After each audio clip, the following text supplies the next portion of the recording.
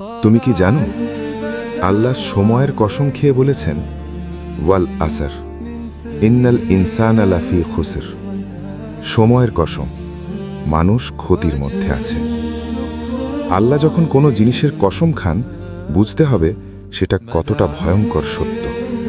কিন্তু আমরা ঘন্টার পর ঘন্টা রিলস দেখি, ফোনে স্ক্রোল করি আর ভাবি সময় তো অনেক আছে। সত্যি কি আছে? গতকাল যে মানুষটা হাসি মুখে ঘুমিয়েছিল, সে আজ ফজরের আজানের আগেই চলে গেছে, কোনো প্রস্তুতি ছাড়া, কোনো তওবা ছাড়া।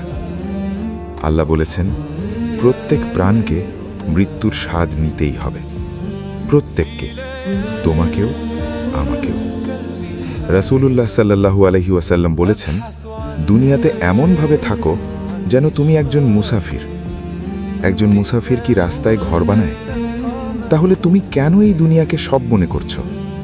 মনে রেখো ভাই, এই টাকা, এই ফেম, এই শো অফ কবরে কিচ্ছু যাবে না। শুধু তিনটে জিনিস যাবে, তোমার আমল, তোমার ইলম আর তোমার সন্তানের দোয়া। কিন্তু শয়তান বলে, আরে থাক, পরে করব। এই পরে করব, এটাই শয়তানের সবচেয়ে বড় ফাঁদ। কারণ পরে কখনো আসে না, আসে শুধু আফসোস। কিন্তু এখনো দেরি হয়নি। আল্লাহ শেষ রাতে বলেন, কে আছো যে আমাকে ডাকবে? আমি তার ডাকে সাড়া দেব।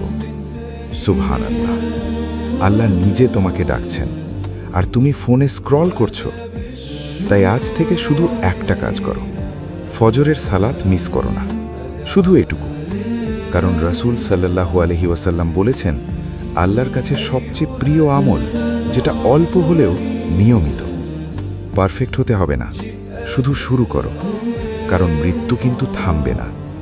ওয়াল আসর, সময় শেষ হয়ে যাচ্ছে ভাই, ফলো করো, কারণ এখানে দিনের দিকে ফেরার রাস্তা শুরু হয়। আমিন।